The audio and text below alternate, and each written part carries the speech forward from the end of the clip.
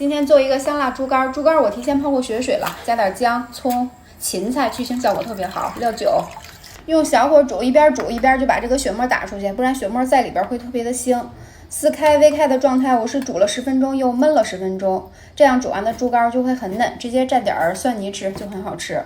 凉油下蒜片，把蒜片多炒一会儿，煎到黄黄的了，然后就放猪肝，加上点盐。喜欢吃干香的，你就把猪肝多煎一会儿；喜欢吃嫩一点的，就少煎一会儿。青红花椒和干辣椒多翻炒一会儿，把那个花椒啊和辣椒的香味都给它炒出来，再放上点辣椒面，颜色更好看。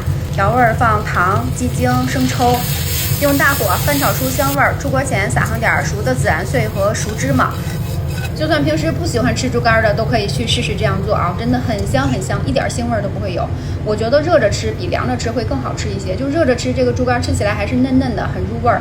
家里有香菜的，可以出锅前再放上点香菜段，我们家没有了，我今天就没放。